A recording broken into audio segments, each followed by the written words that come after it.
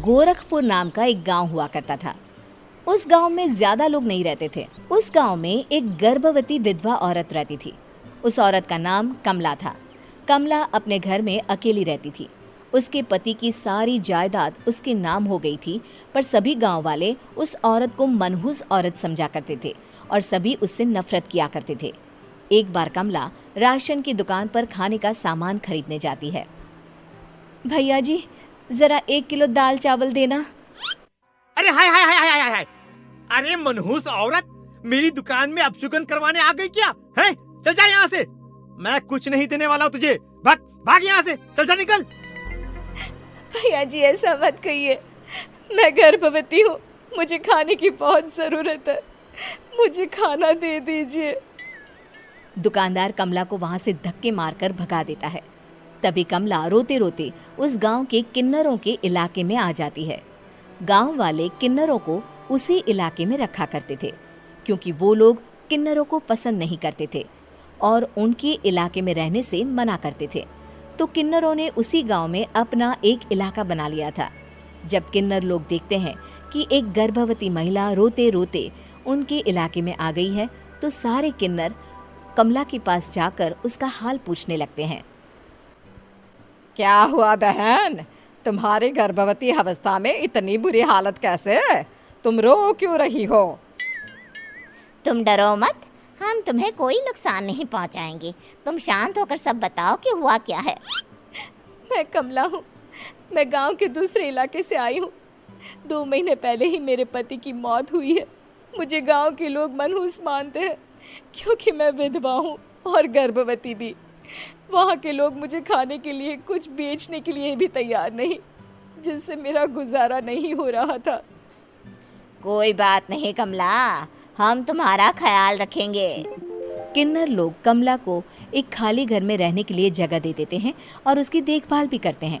कुछ ही महीने बाद कमला अपने बच्चे को जन्म देती है, पर अफसोस, कमला बच्चे को जन्म देते ही अपनी जान गंवा देती है। जब सब किन्नर बच्चे को देखते हैं तो बहुत खुश हो जाते हैं, क्योंकि वो बच्चा भी किन्नर ही था। कमला ने एक किन्नर बच्चे को जन्म दिया था।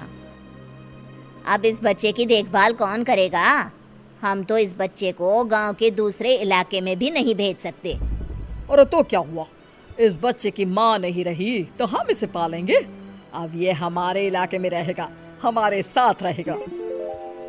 फिर वो किन्नर उस किन्नर बच्चे को गोद ले लेते हैं, उसका नामकरण कराते हैं। उस किन्नर बच्चे का नाम शक्ति रखा जाता है। देखते ही देखते शक्ति बड़ी होने लगती है। उसके रंग रूप बहुत सुंदर थे। वो बहुत सुंदर किन्नर दिखती है। एक दिन शक्ति एक किन्नर से पूछती है, माँ जी सुनिए ना, ये गांव के दूसरे इलाके में भी तो लोग रहते हैं, तो हम वहाँ क्यों नहीं जाते? हम उनसे अलग क्यों रहते हैं? शक्ति, क्योंकि वो लोग हमारे जैसे नहीं, वो लोग हमें पसंद नहीं करते, इसीलिए हम उनसे अलग रहते हैं। क्यों? वो हमें क्यों पसंद नहीं करते? मुझे एक बार उस इलाके में जाना है। मैं एक बार वहाँ जाकर घूम कर आऊँ। शक्ति, खबरदार, जो तू उस इलाके में कभी भी गई तो अपनी जान नहीं गंवाना चाहती तो उस इलाके में कभी कदम भी नहीं रखेगी, समझी? इतना कहकर वो किन्नर वहाँ से चली जाती है।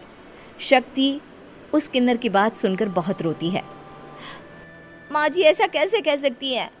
उन्होंने इतनी सी बात के लिए मुझे इतना डांटा। अब तो मैं उस इलाके में ज़रूर जाऊंगी। फिर एक दिन शक्ति गांव के दूसरे इलाके में चुपके से जाती है। ये लोग तो हमारे जैसे ही इंसान हैं, तो ये हमसे नफरत क्यों करते हैं? जब शक्ति उस इलाके में पहुंचती है तो गांव के सारे आदमी उसके रूप से मोहित हो जाते हैं।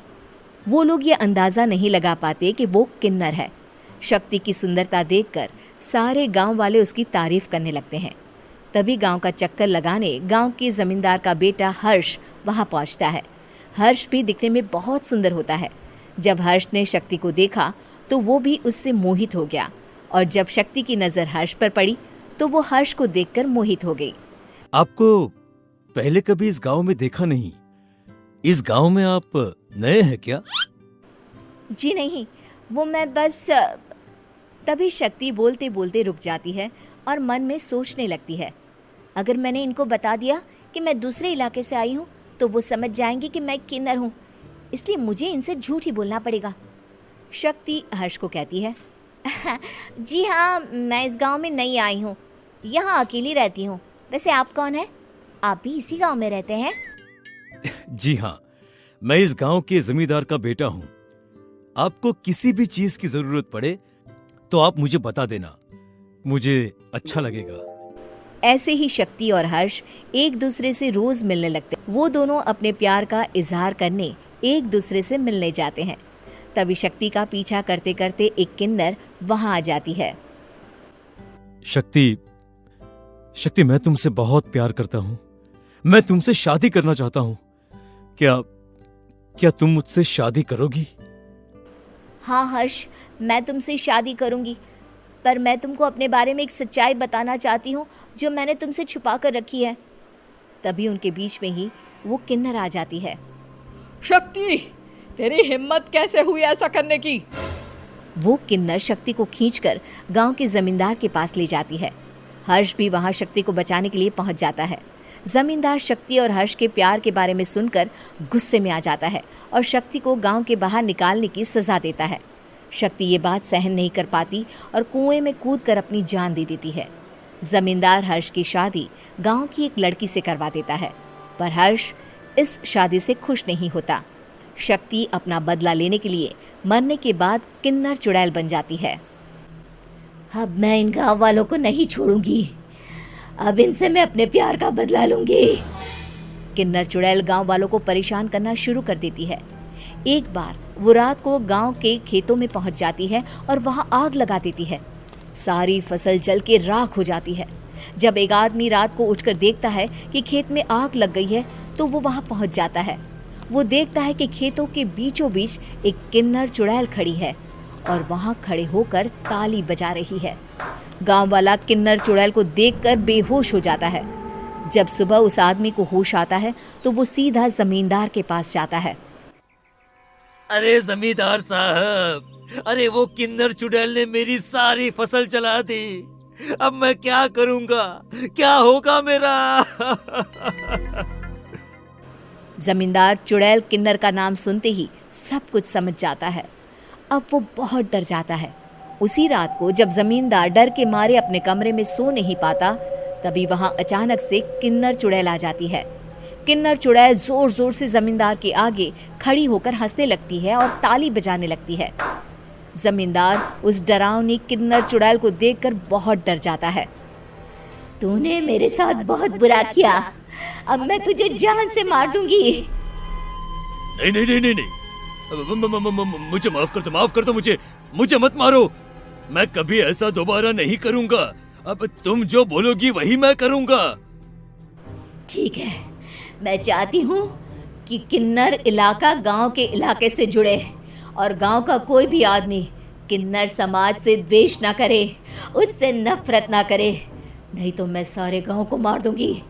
और तुम गांव में एक नया कानून बनाओ कि अगर किसी ने भी किन्नर समाज को हानि पहुंचाने की कोशिश भी करी या इनसे भेदभाव करने की भी कोशिश करी तो उनको कड़ी से कड़ी सजा मिलेगी। हाँ हाँ हाँ हाँ, मैं ऐसा ही करूंगा। तुम जो बोलोगी वो मैं करूंगा, पर मुझे जाने दो प्लीज।